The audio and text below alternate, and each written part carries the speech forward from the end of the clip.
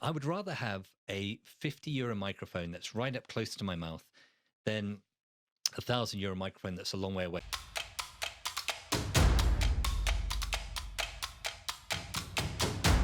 We have the audio quality, we have the video quality. We have also today on our podcast the importance of the background.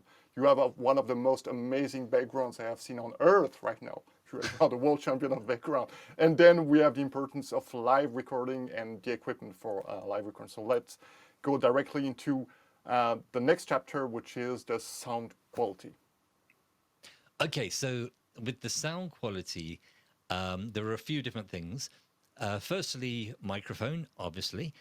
So a lot of people just think, well, I'll use my laptop or some kind of cheap mic.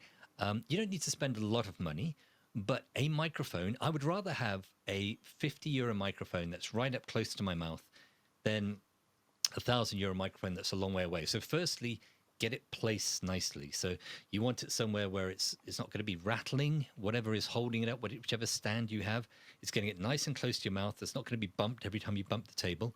Then learn about audio pickup patterns, because different microphones have got different pickup patterns. So sometimes you see somebody with something like, the Blue Yeti microphone. Absolutely, yeah. And it's like a side address, so you speak to it from the side, but you have people speaking into it from the top, and then saying, well, the audio quality is not good. So look at the pickup pattern. How does that particular microphone record the audio, and make sure that you then position it correctly. One thing I'm very bad at is I get very close to the mic, and so you get that popping. So a little pop shield to go over the top to just stop that when you go. Yeah, and you have actually a very pops. nice one right now, and one that doesn't cover your face while you are on video. Yeah, well, it's a very small one, but it's a complete rip-off. I bought this on eBay, and it cost me it's probably about 25 euros, which is a complete rip-off for this kind of thing. But I wanted one that looked good as well as, did the job sound-wise. But when it comes, I mean, things you can look at, companies like Rode, R-O-D-E, Samson, S-A-M, S-O-N. There are lots and lots of different mics out there. So the one thing is to get a mic, get it close to your mouth, get a pop shield, and make sure that it's in some kind of arm that's not going to make a noise every time you move it. Next thing to think about is your location. So are you doing your podcast somewhere which sounds like you're in a toilet because it's all echoey? Now, if you have a very good mic, it can minimize some of that background noise, but still, you don't want to be somewhere where it's very echoey. Now, I was working with some broadcasters when the COVID lockdowns first started. We were just trying to see what people had in their homes to figure out how we could improve the sound. And the main enemy you have is echo, hard surfaces bouncing echo back to you. So a very simple trick: get a towel, the kind of towel that you would dry yourself off after a shower, put it on the table in front of you, so immediately you don't have something bouncing, a hard surface bouncing the sound straight back at you. People get cushions and put them at a 45-degree angle, so two at a 45-degree angle, right in front of you, so your sound isn't going and bouncing off a window, it's going into these cushions and they absorb the sound. Because anything soft, carpets, sofas, those kind of things are very good for absorbing sound. In fact, I remember being at the old Wembley Stadium just before they knocked it down, and at halftime during this match, they started blasting out huge noise.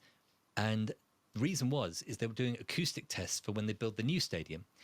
But the thing is, they couldn't do it when it was empty because people and their clothes and everything absorb the sound. In the same way, you need to think about the sound of your setup. Now, you can get things that go on the wall, get foam that you can put on the ceiling, all that kind of thing. Have a try with that. One thing I do is if you clap and then just kind of work out where it's echoing, you can sometimes just put a nicely positioned bit of foam somewhere, and that will reduce that. One little word of warning, though, just make sure it's not flammable or anything like that when you're putting things like foam up. So then, you've got your environment. And then when it comes to your sound, obviously you can do things afterwards. You can process it. You can put it into Audacity or something and put some filters on it. You get little things where you can process it before it actually goes into your computer. So your mic goes into some kind of mixer or something, and then it goes into your computer. It depends how complicated you want to get.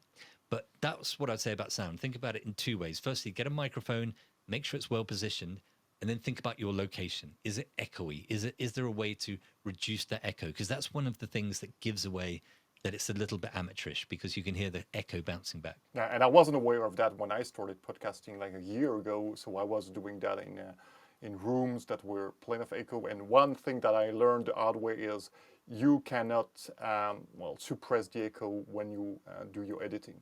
So you should get that right when you record. Otherwise, you will be screwed, right? Exactly. And I mean, you do get things like vocal booths, you know, the ones that singers and voiceover artists use.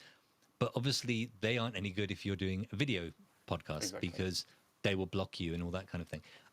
So, you know, it can look very messy. I've seen some broadcasters doing things like literally, they've had a cupboard, you know, the cupboard in your bedroom, and they've put a chair inside the cupboard. And, you know, they've got shirts and jackets hanging up. They've literally pushed those to one side, and they've used it as a recording booth. So, in other words, the sound of all the clothes in the cupboard is what's deadening the sound, and then they can't hear the children next door. So, you know, it doesn't have to always look amazing as long as you get the sound right. Yeah, and you'll be surprised because that's exactly that very trick that I used about 6 months into the podcast, where my mother gave me two very heavy curtains that I hanged on a wall, and then I was just recording into that tiny space, and everything got absorbed, and that gave a very neat, fantastic sound quality. I was so happy. Yeah, well, what works works, and I think this is where you distinguish between a video podcast and an audio podcast. Because for an audio podcast, you can literally, you know, it can look ridiculous in real life. I mean, when I was working at the BBC, you know, we would have TV presenters, you know, with blankets over their heads in the back of cars, all sorts of things, to record clean audio. When you make it a video podcast, you've then got the added thing of it has to look okay. So that's where you need to think more about which kind of mic and how it looks on camera. But I definitely think, especially with podcasts, audio is the thing that people won't forgive you for. If your video doesn't look amazing, but we can hear you clearly, that's okay. But if your video looks amazing, but your audio is terrible, people won't forgive you for that, because it becomes a pain to listen to it. Yeah, I have one example in mind. A colleague of mine who does a fantastic videocast, very good image quality, where it's done in person.